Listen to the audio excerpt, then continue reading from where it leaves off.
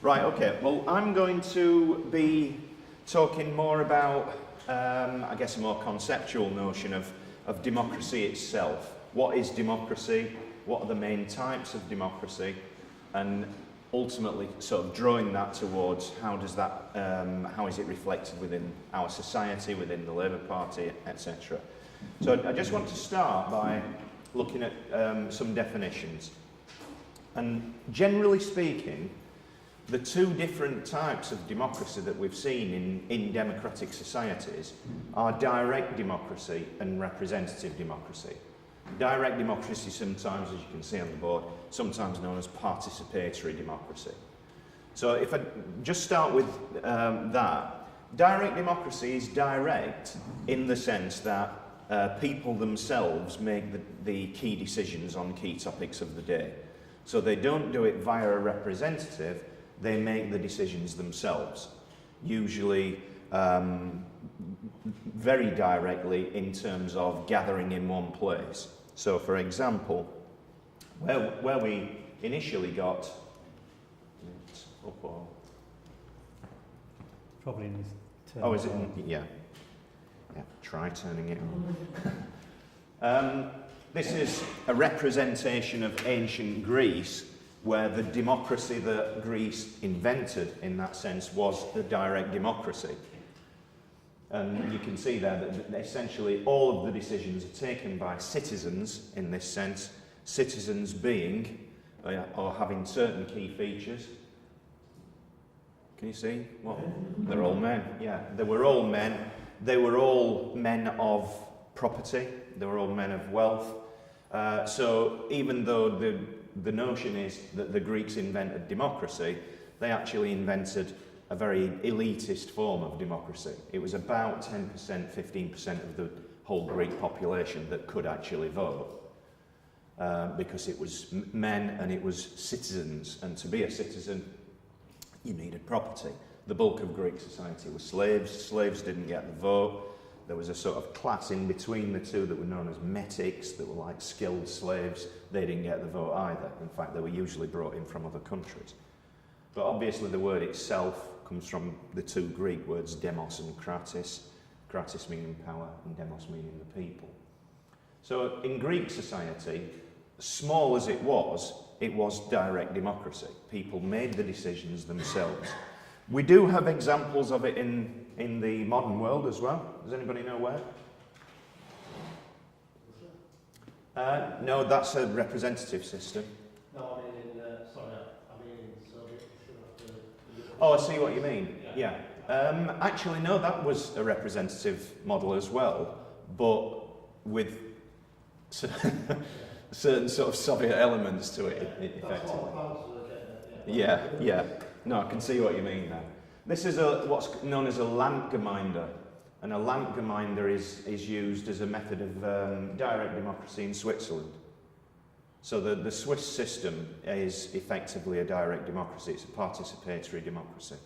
So you can see here, this is one of the cantons, one of the 16 cantons in Switzerland. And they literally, as you can see, they literally gather in one place and by show of hands vote on certain either local or national issues. And the government in that sense is elected, but they're elected effectively as a sort of civil service. They're elected as an administrative body that carries out the wishes that are voted for directly. So it is operable, it's just not very widely used.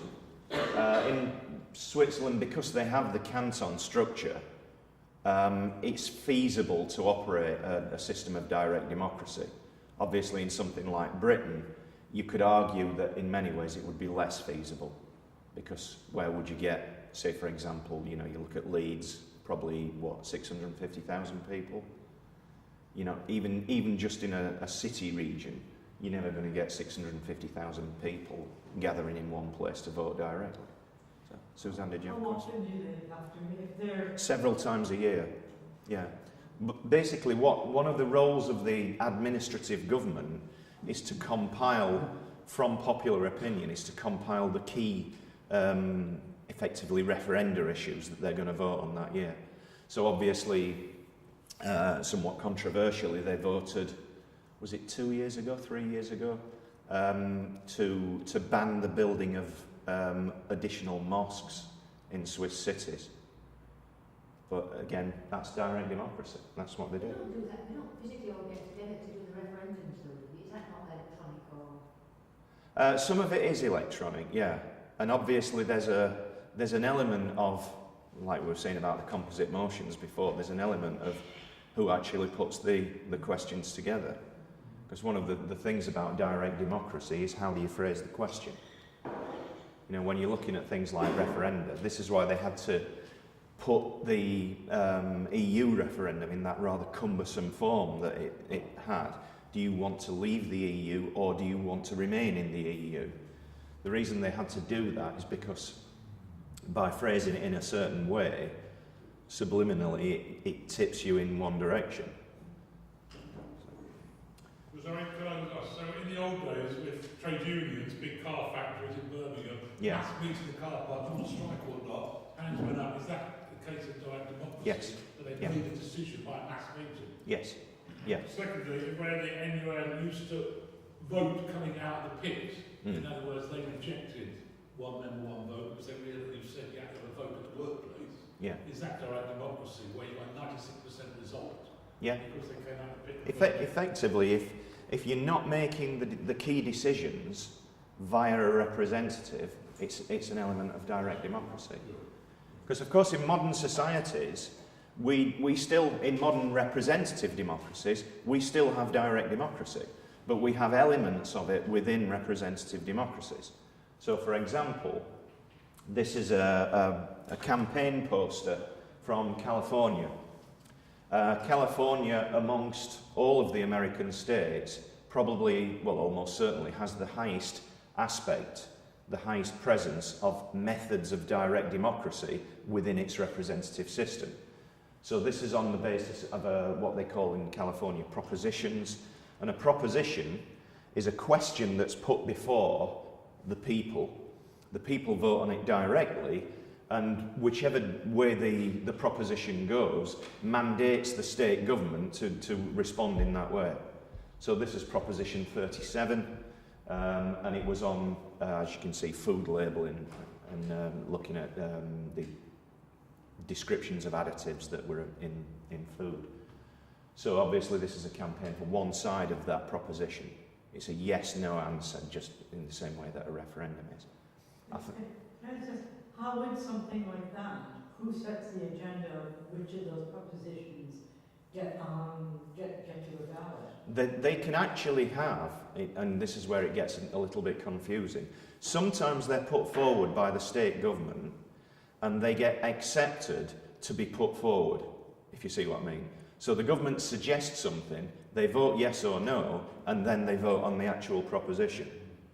In other cases, they have sort of like public priority lists each year, and the public vote on which ones they want to come forward as, and they're known as initiatives. You have an initiative in order to have a proposition. But not all Americans, well, actually most American states don't operate this.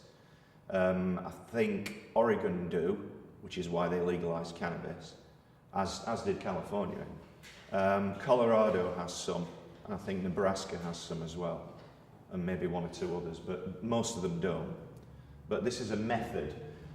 I mean, obviously there are downsides to it as well, and we'll be getting an opportunity to work around these issues in more depth, but just to mention one thing, in California, for example, there was a proposition that came forward in the early 90s, I think it was, and it just shows you how you can get elements of, I guess you could say, mob rule, or at least majority groupthink, I suppose is another way of putting it, that they had a proposition in California in the early 90s that someone thought the government shouldn't be able to levy additional taxes within the state if they've got existing reserves. They should be spending the reserves before they tax us in order to get revenue. And they launched a proposition on it. It was overwhelmingly accepted and within 8 months the California state government was bankrupt. So they had to then launch another proposition in order to reverse the original decision, which is obviously, some people are suggesting that. That local authority that's had a do you want to put your rates up in order to improve services? And most electors, no, we don't want to put the rates up. They weren't the areas that would receive Exactly. the Exactly. Yeah. benefits from the council. Yeah. Yeah. So that's an argument. Yeah. So there are upsides, downsides, but like I say, we'll have a chance to explore that relatively shortly. Obviously, we have methods of direct democracy in Britain as well. Very famously in recent years, the EU referendum. 2 years earlier, we had the independence referendum in Scotland. Devolution in 1997 and 98 was voted for via referenda within the separate regions. In some cases, double referenda. So, for example, in Scotland and Wales, they got a referendum to vote yes or no on independence, plus yes or no on tax-raising powers. And the Welsh voted yes, no, and the Scottish voted yes, yes. That's why originally it was a Scottish Parliament and a Welsh Assembly, because the Assembly didn't have tax-raising powers, whereas a Parliament does. That option wasn't given to Northern Ireland, because Northern Ireland was, in many ways, sort of kept on a shorter political leash then. And that's also interestingly, and we'll come on to this in the second session, when we start to look at different electoral systems, that's also one of the reasons why STV was effectively imposed on the Northern Ireland government, the regional elections in Northern Ireland, because they felt that it would better reflect the obviously historic serious divisions that there were within the community. So we do have elements of direct democracy. However, just about all modern democracies exist in societies that are complex enough for it to necessitate representative democracy, because obviously there are certain disadvantages of direct democracy as well. So I think at that point we can have a look at our first task. So, and I think we'll probably try and keep the tasks to about 5 minutes, if that's okay. Please don't be fazed by the amount of space